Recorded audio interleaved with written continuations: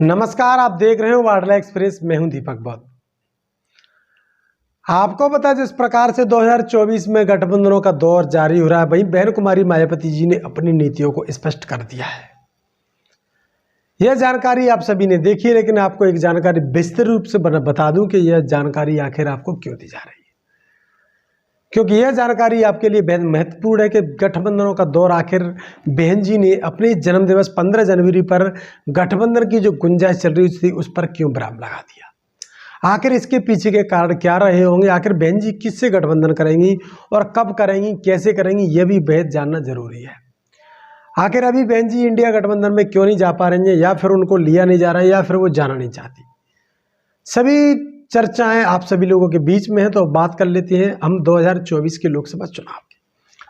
आप सभी लोग जानते हैं कि लोकसभा का जो चुनाव है बहुजन समाज पार्टी के बगैर महत्वपूर्ण नहीं हो पा रहा है, क्योंकि अगर इंडिया गठबंधन चुनाव लड़ता है उसमें अगर बहन जी की बहुजन समाज पार्टी नहीं पहुंचती है, बहुजन समाज पार्टी कहीं ना कहीं शामिल नहीं होती है, तो इंडिया गठबंधन बनना और ना बनना एक बराबर है।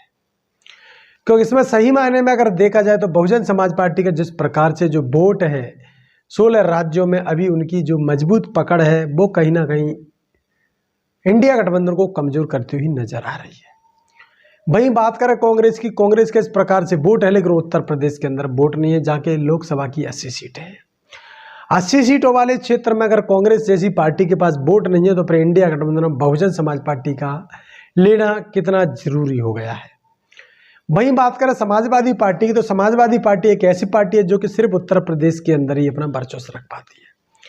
चाहे वो जयंत चौधरी की पार्टी हो या फिर बिहार की कई पार्टियां, चाहे नीतीश की पार्टी हो, चाहे लालू प्रसाद यादव की पार्टी हो, सभी पार्टियां अपने अपने क्षेत्र में वर्चस्व रखती हैं। लेकिन उसके बाद अगर कहीं बात करें तो बहुजन समाज पार्टी एक ऐसी पार्टी जिसका पूरे भारतवर्ष में वर्चस्व है। हालांकि 16 राज्यों में तो ऐसा वर्चस्व है जो कभी भी सरकारों को पड़ सकता है, क्योंकि जहां जहां दलितों का जो वोट है, खासकर अनुसूचित जाति के जो कि बहुजन समाज पार्टी का कैडर वोट माना जाता है, वो वोट कहीं भी उलट पलट कर सकता है। तो 2024 के चुनाव के लिए क्या कुछ कर पा रही है बसपा, तो बसपा की तैयारी 15 जनवरी से जो गठबंधनों का दौर चल रहा था उस पर बहन कुमारी मायावती जी ने कहा कि हमारा जो गठबंधन है उसी के साथ रहेगा। गठबंधन के हालांकि दरवाजे खुले हैं, अभी बंद नहीं हुए हैं, लेकिन फिर भी यह कयास लगाए जा रहे हैं कि बसपा सुप्रीमो बहन मायावती इस बार गठबंधन नहीं करेंगी। कहीं ना कहीं यह बात भी सामने आ रही है कि बसपा सुप्रीमो बहन कुमारी मायावती जी गठबंधन तो करेंगी, लेकिन कहीं ना कहीं समान विचारधारा जो कि वोट ट्रांसफर पॉलिसी जिसके पास है, ट्रांसफरेबल वोट, यानी जो अपने समाज का, अपनी पार्टी का जो वोट है उसको ट्रांसफर करा सके, उसी के साथ बसपा सुप्रीमो बहन मायावती जी गठबंधन करेंगे। तो कहीं ना कहीं यह बात स्पष्ट रूप से दिखाई दे रही है कि 2024 का चुनाव एक तरफ बीजेपी गठबंधन है, तो दूसरी तरफ कांग्रेस के साथ बसपा की अन्य पार्टियां बसपा के साथ आ सकती हैं। तो बसपा का फिर महागठबंधन सबसे बड़ा गठबंधन माना जाएगा, क्योंकि बसपा सबसे बड़ी पार्टी है। अभी बात करें तो भारतवर्ष में तीसरे नंबर की पार्टी है, लेकिन उत्तर प्रदेश में नंबर 1 की दूसरे नंबर की पार्टी है, क्योंकि लोकसभा के चुनाव में बसपा के पास 10 सीटें हैं और 10 सीटें लोकसभा में अभी किसी की दल के पास नहीं है। इसलिए बसपा सुप्रीमो बहन मायावती जी का यही सोचना होगा कि कहीं ना कहीं 2024 के चुनाव को अकेले के दम पे लड़ सके और लड़कर जीता जा सके, तो कहेंगे 2024 का चुनाव है वो कारगर साबित भी हो सकता है। तो इन्हीं बातों को लेकर बसपा सुप्रीमो बहन मायावती जी ने इस बार स्पष्ट कर दिया कि हम 2024 के चुनाव में अकेले चुनाव लड़ेंगे, हमें किसी से गठबंधन की आवश्यकता नहीं है। इसी प्रकाश आकाश आनंद के एक बड़ा बयान आया था जिसको आप देख रहे होंगे, जिन्होंने एक टोल फ्री नंबर जारी किया। टोल फ्री नंबर के बाद बताने से पहले उन्होंने उस वीडियो में कहा था कि हमारा जो 2 पार्टियां हैं वो देश की जागीर नहीं होंगी। देश को अपना अपना समझने वाली जो पार्टियां हैं, चाहे बीजेपी हो, कांग्रेस हो, उन्होंने कभी देश का भला नहीं किया है, इसलिए अब तीसरी पार्टी को भी मौका देना चाहिए। यह अपील बहुजन समाज पार्टी की राष्ट्रीय कोऑर्डिनेटर और उत्तराधिकारी आकाश आनंद ने कही कि बहुजन समाज पार्टी तीसरे नंबर की पार्टी है और तीसरे नंबर की पार्टी को इस बार जनता मौका देगी। तो कहीं ना कहीं स्पष्ट रूप से बात समझ में आ रही कि बसपा सुप्रीमो बहन मायावती जी को एक मौका और देखना है कि इस बार 2024 के चुनाव में क्या पता जनता एक बार इनको वोट दे दे और बसपा सुप्रीमो बहन मायावती जी को देश का प्रधानमंत्री बना दे।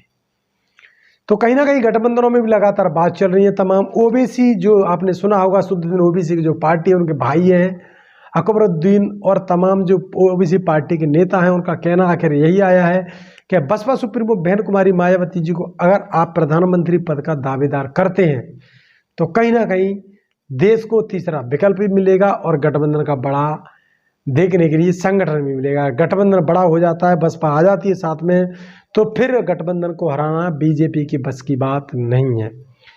यह बात समझ में सबकी आ रही, लेकिन इस पर कहीं ना कहीं कोई विचार नहीं चल पा रहा है। इस प्रकार से कांग्रेस छोटे छोटे दलों को रोकती रही है और ख़त्म करना चाहती है, तो उसका भी कहीं ना कहीं यह षड्यंत्र हो भी सकता है कि बसपा सुप्रीमो बहन मायावती इतनी आसानी से नहीं मानेंगे और उनका मानना है कि बसपा सुप्रीमो मायावती सम्मानजनक सीटों के साथ मानेंगी और उनको इस बार मनाना भी पड़ेगा। क्योंकि बात करें अगर कांग्रेस पार्टी, तो कांग्रेस पार्टी को इसलिए मनाना पड़ेगा क्योंकि कांग्रेस पार्टी ने 3 बार राजस्थान में भी समर्थन लेने के बाद 2 बार बसपा के 600 विधायकों को तोड़ा है। वहीं बात करें मध्य प्रदेश की, तो मध्य प्रदेश में तमाम ऐसे कारण रहे जिसके कारण बसपा से कांग्रेस की और बसपा की दूरियां हैं। अब बात करें अपन मध्य प्रदेश की, तो मध्य प्रदेश में एक बार और कठिन दौर से गुजरने वाली है बहुजन समाज पार्टी, क्योंकि 2018 के बाद 2023 में भी रिजल्ट नहीं निकाल पाई है। 2024 का बहुजन समाज पार्टी के लिए करो और मरो जैसा मुकाबला दिखाई दे रहा है। अब इस बात में कौन समझ पा रहा है कि 2024 के चुनाव में बसपा सुप्रीमो बहन मायावती जी किस माध्यम से चलकर और मध्य प्रदेश, राजस्थान, छत्तीसगढ़ और तमाम जो हिंदी राज्य 16 राज्य, उनमें किस प्रकार से बहुजन समाज पार्टी अपनी मजबूत पकड़ करने के लिए जा रही है। अगर बात करें उत्तर प्रदेश और उत्तराखंड की, तो उत्तर प्रदेश और उत्तराखंड में बहन कुमारी मायावती जी स्वयं टिकट वितरण करेंगी और टिकटों का जो बंटवारा होगा भाईचारे के आधार पर किसको कितनी भागीदारी देनी है, तो वो शुरू होने जा रहा है। और उसके बाद आपको बात करें अन्य जो राज्य हैं उनको देखेंगे। बसपा के उत्तराधिकारी राष्ट्रीय कोऑर्डिनेटर आकाश आनंद यूथ हैं और उन्होंने अभी घोषणा की है कि 50% भागीदारी यूथ को मिलेगी, चाहे वो संगठन में हो या फिर टिकटों में। तो बंटवारा इस बार युवाओं को भी दिया जा सकता है, क्योंकि 2024 का चुनाव है, युवा देश की जड़ है और युवा कुछ दिखाने के लिए काबिल भी है।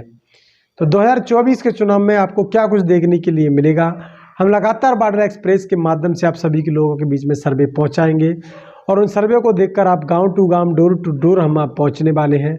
इसलिए आप सभी लोग हमें आर्थिक सहयोग करना भी ना भूलें, क्योंकि आपके इस पैसे से ही हम अपनी गाड़ियाँ चलाएंगे, अपने लिए जो भी खर्चे होते हैं वो खर्चे करेंगे। और 2024 का चुनाव हम किसी भी स्थिति में अपडेट करना चाहते हैं, आप सभी लोग हमारे साथ रहेंगे। तो 2024 के चुनाव में अगर आप चाहते हैं कि आपकी ग्राउंड रिपोर्टिंग हो क्षेत्र की, तो आप सभी साथी हमें आर्थिक मदद भी करें, क्योंकि 2024 के चुनाव में उतरने से पहले हमें ज़रूरत होगी इन इंस्ट्रूमेंटों की, जिन चीज़ों की चाहिएगी वो चीज़ हम मंगा लेंगे। और उसके बाद 2024 के चुनाव में आप उतरने वाले, हम भी उतरने वाले हैं। तो क्या कुछ रहेगा 2024 के चुनाव में, लगातार बने रहिए हमारे साथ, क्योंकि गठबंधनों का दौर कभी भी शुरू हो सकता है। बसपा सुप्रीमो बहन मायावती जी ने फिलहाल विराम लगा दिया है। इस बार बसपा सुप्रीमो बहन मायावती जी किसी के साथ गठबंधन में नहीं जा रही है। तो लगातार बने रहिए हमारे साथ। फेसबुक पर हैं तो सब्सक्राइब करिए, इंस्टाग्राम पर है तो हमें फॉलो करिए और यूट्यूब पर भी हमें सब्सक्राइब कर सकते हैं, क्योंकि 2024 का चुनाव आने वाला है। समस्त ताज़ा अपडेटों के लिए हमारे साथ जुड़े रहिए, देखते रहिए वार्डला एक्सप्रेस। मैं हूँ दीपक बौद्ध।